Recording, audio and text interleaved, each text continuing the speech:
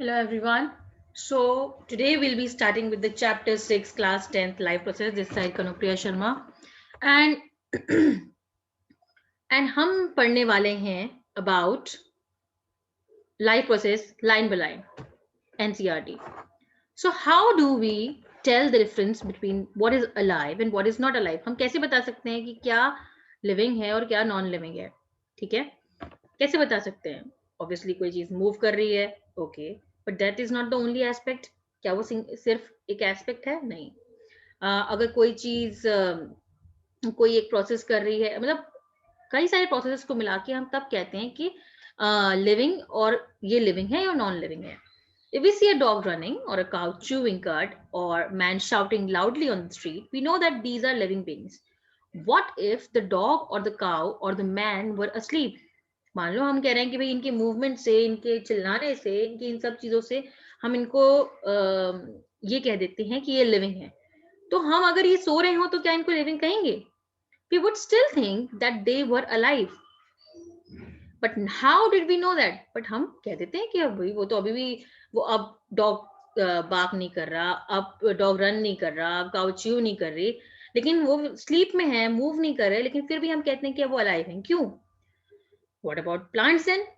ठीक है, अब हम उनको ब्रीदिंग करते हुए देख लेते हैं, लेकिन क्या हम प्लांट्स को देख पाते हैं? We see them breathing and we know that they are alive. But what about plants? हमें प्लांट्स को ब्रीथ करते हुए नहीं दिखते. How do we know that they are alive? We see them green. Some of us will say, but what about plants that have leaves of colors other than green? क्योंकि वो green है तो हम कह देते हैं नहीं नहीं वो अलाइव है क्योंकि वो ग्रीन है. पर क्या उन प्लांट्स का क्या करें जिनका कलर ग्रीन नहीं है?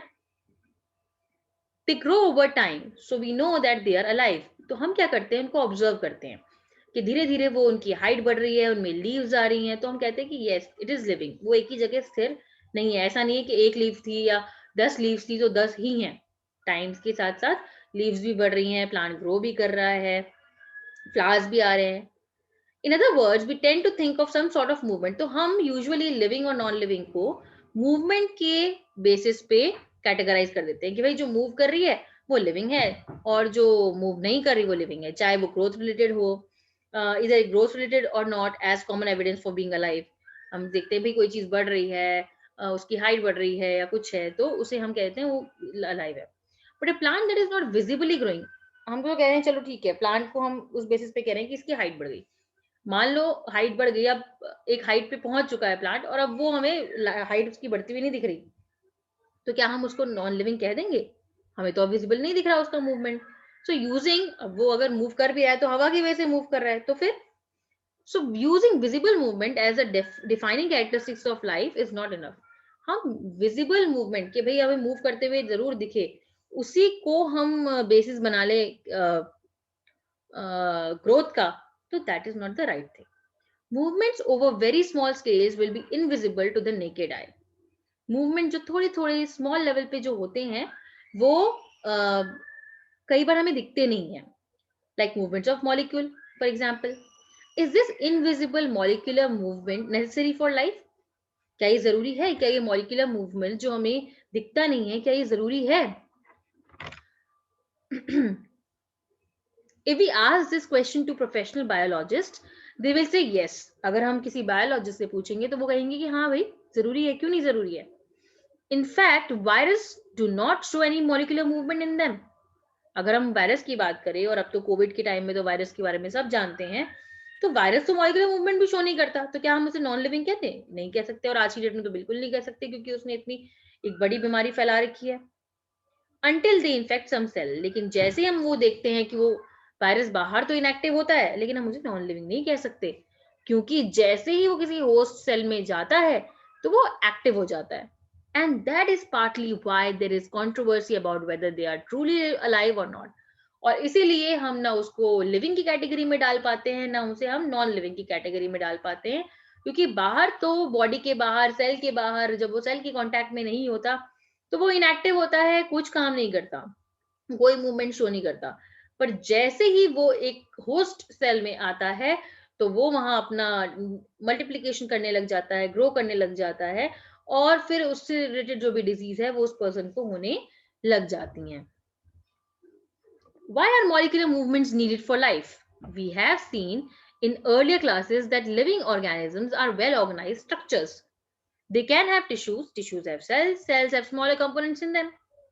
तो ये मॉलिक्यूलर मूवमेंट चाहिए क्यों? हमने पहले देखा है कि भाई हमारा तो बहुत वेल ऑर्गेनाइज स्ट्रक्चर है, एक हायरार्की है कि टिश्यूज हैं, टिश्यू सेल से बनी है, सेल में बहुत सारे ऑर्गेनल्स हैं. Because of the effects of environment, this organized, ordered nature of living structure is very likely to keep breaking down over time. अब क्या होता है कि जैसे जैसे हमारे environment की वजह से और जरूरत की वजह से ये जो ऑर्गेनाइज स्ट्रक्चर है, ये ऑर्डर्ड स्ट्रक्चर है, ये बनता टूटता जाता है, फिर बनता जाता है, फिर टूटता है, फिर बनता है. तो एक मेटाबॉलिक रिएक्शन चलती रहती है. आप खाना खाते हैं, वो ब्रेक डाउन होता है, वो एनर्जी के फॉर्म में यूज होता है.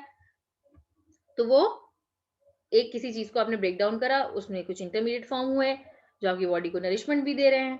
सो if order breaks down, the organism will no longer be alive. So living creature must keep preparing and maintaining. तो ऐसा तो नहीं है कि अगर कोई सेल डेड हो गई तो फिर वो ग्रो मतलब वापस रिपेयर नहीं होगी, होनी ही पड़ेगी. अगर वो ऐसा हुआ कि सेल डेड होती चली गई तो वो तो फिर तो ऑर्गेनिज्म जिंदा ही नहीं रह पाएगा. And that is required to maintain the structures. Since all these structures are made up of molecules, क्योंकि ये सारे structures molecule से बने हुए हैं, they must move molecules around all the time. और इसीलिए molecules को move करना बहुत जरूरी है, क्योंकि हमारे सारे structures जो हैं वो molecule से मिलके बने हुए हैं. What are the maintenance process in living organism? तो फिर भाई अगर इन्हें मेंटेन करके रखना है तो प्रोसेस उसको क्या कहते हैं, जो मेंटेनेंस प्रोसेस है उसको हम क्या कहेंगे? तो बेसिकली अब हम आ गए हैं 6.1. Let us explore what are life processes. The maintenance functions of living organism must go on even when they are not doing anything particular. ये मेंटेनेंस अगर हम बहुत जरूरी है, ये चीज हमें कहा जाता है कि जब हम एक्सरसाइज करते हैं तो सिर्फ एक्सरसाइज करना ही जरूरी नहीं है, हमें ये कहा जाता है कि एक्सरसाइज के साथ साथ उतना ही रेस्ट लेना बहुत जरूरी है. क्योंकि जो आपकी बॉडी में एक्सरसाइज करने से जो प्रोटीन टूटा है, जो बॉडी में फैट बर्न हुआ है, जो भी चीजें हुई हैं इंटरनली, उनको हील अप करने के लिए, और जो आपने फिर जैसे मान लीजिए कि कोई मसल बना रहे हैं और मसल बिल्ड कर रहे हैं और उन्हें अपनी एक्सरसाइज करके आए और फिर वो यूजुअली प्रोटीन खाते हैं. वो क्यों खाते हैं? कि जो मसल जो ब्रेक डाउन हुई है अंदर, जो प्रोटीन ब्रेक डाउन हुआ है, उनने वो प्रोटीन जो एक्स्ट्रा हमने लिया वो जाके और बाइंड हो जाए और वो फिर डिपॉजिट हो जाए. इसलिए फिर थोड़े टाइम बाद हम देखते हैं कि जो रेगुलरली और रिलीजियसली अच्छे से एक्सरसाइज करते हैं, उनमें हम देखते हैं कि उनकी बॉडी डेवलप हो जाती है, बिल्ड हो जाती है. तो वो इसीलिए होती है और उसके लिए रेस्ट लेना भी उतना ही जरूरी है, क्योंकि तब बॉडी जो है वो किसी और चीज में फोकस ना करके रिपेयरिंग और मेंटेनेंस का काम कर रही होती है.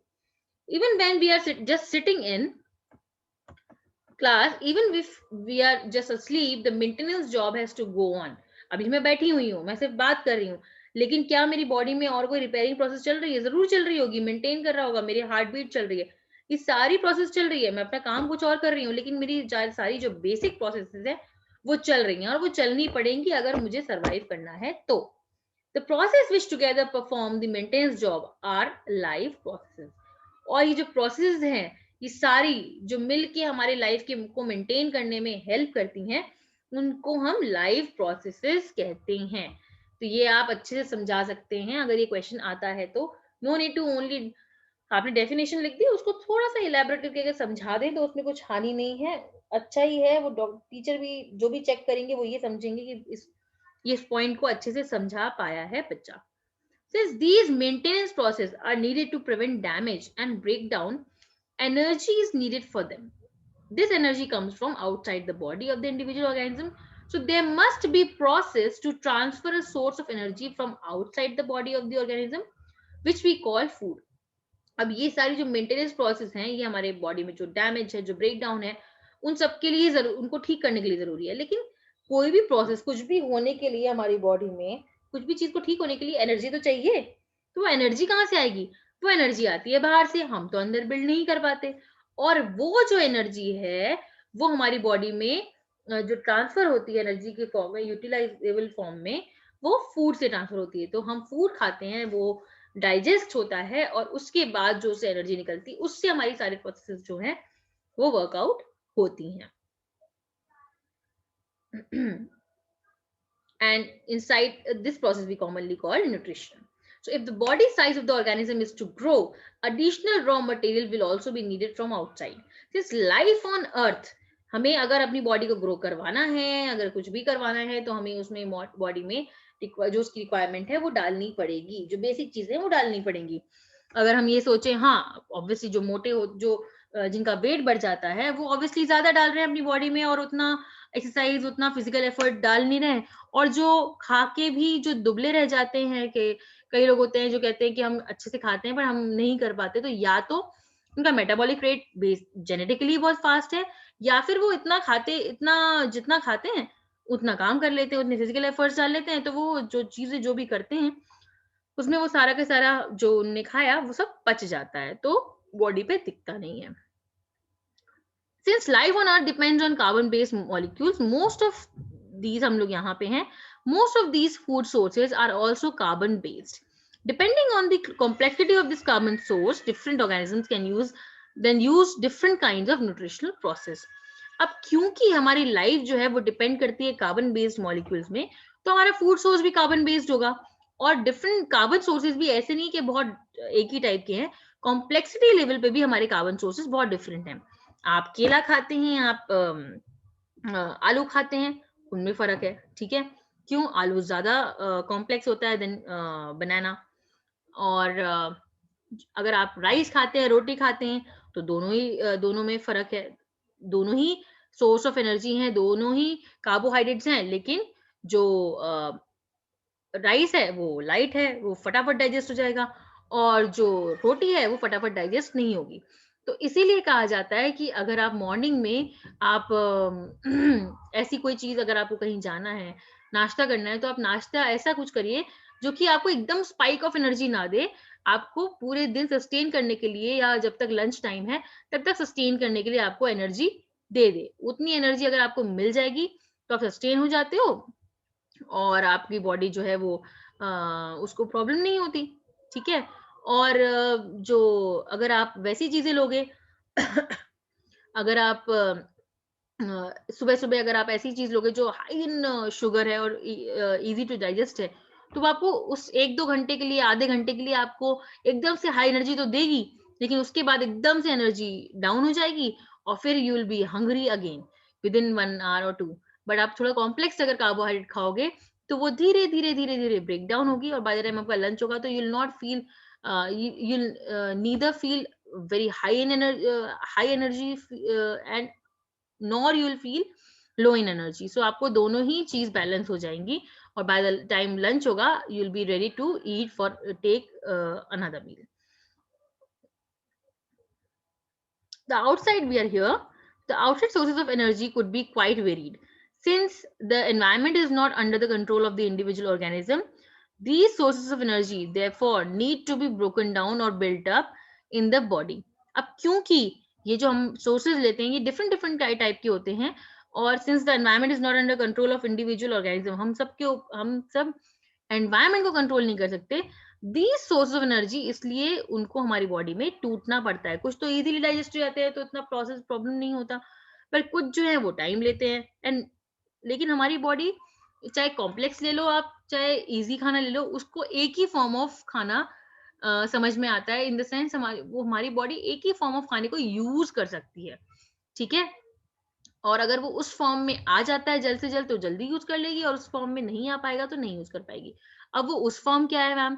उस फॉर्म का मतलब है कि सिंपलेस्ट फॉर्म में चले जाता है हमारी बॉडी में, और इजीली सेल्स के थ्रू वो यूटिलाइज हो जाता है. ठीक है.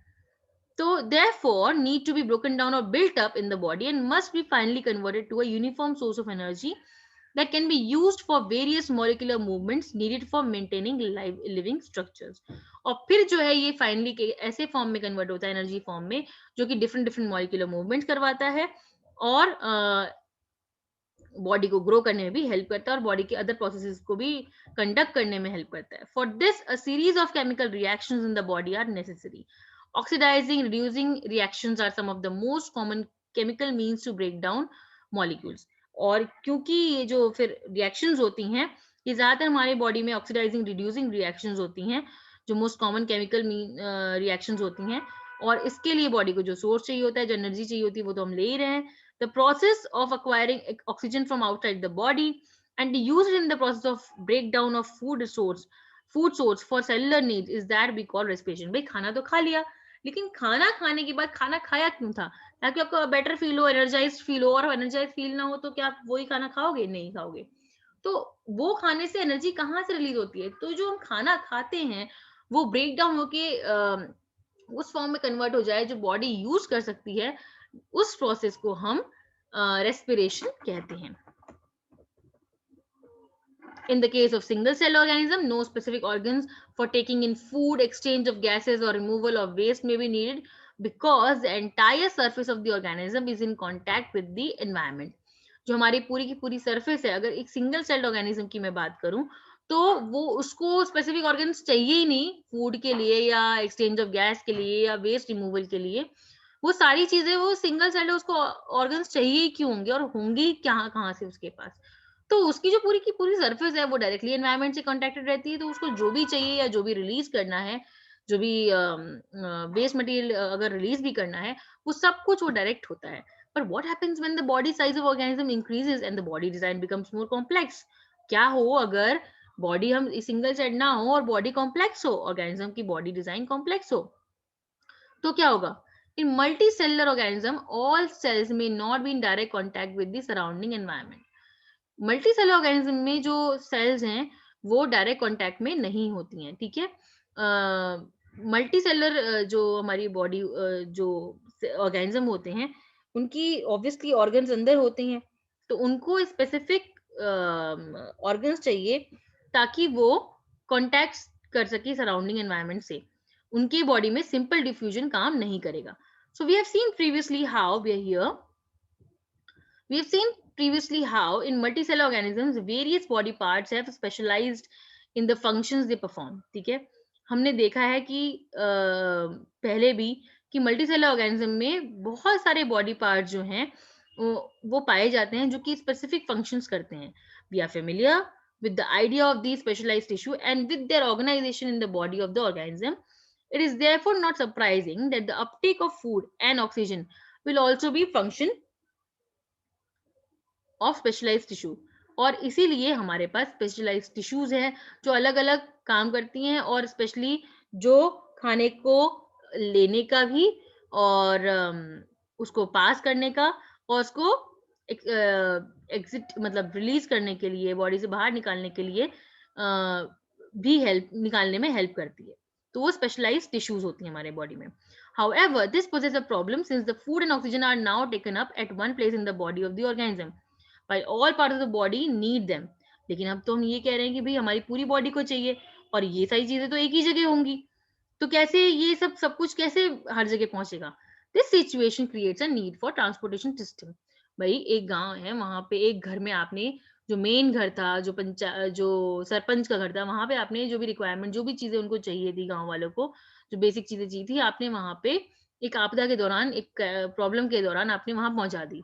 लेकिन अगर उसको हर एक घर में प्रॉपरली पहुंचना है और टाइम पे पहुंचना है, तो कैसे पहुंचेगा? तो उसके लिए उनके पास लोग होने चाहिए जो वहां पे हर एक के घर में टाइम पे पहुंचा सकें, और उसके लिए ट्रांसपोर्टेशन सिस्टम चाहिए. तो वैसे ही हमारी बॉडी को भी हमारी एक ट्रांसपोर्टेशन सिस्टम चाहिए, जिससे कि जो भी रिक्वायरमेंट की चीजें हैं वो सेल के पास पहुंच जाए, और जो भी रिक्वायरमेंट की चीजें नहीं है वो सेल से बाहर निकल के बॉडी के बाहर चले जाए. When chemical reactions use carbon source and the oxygen for energy generation, they create byproducts that are not only useless for the cell. जो हमारी बॉडी है वो जब केमिकल रिएक्शंस करती है तो ऑब्वियसली कुछ वैसे बाय प्रोडक्ट्स निकलते हैं जो जरूरत नहीं होती जिनको बॉडी में होने की, और इनफैक्ट अगर वो हमारी बॉडी में रहेंगे तो वो हमारी बॉडी को बहुत हार्म पहुंचाते हैं, हार्मफुल होते हैं. These waste byproducts are therefore needed to be removed from the body and discarded outside by a process called excretion. और जो ये सारे होते हैं इनको हमारी बॉडी से निकालने की जरूरत होती है, और हमारी बॉडी से बाहर जो ये निकलने की प्रोसेस है उसे कहते हैं excretion. Again, if the basic rules for body design in multicellular organism are followed, a specialized tissue for excretion will be developed.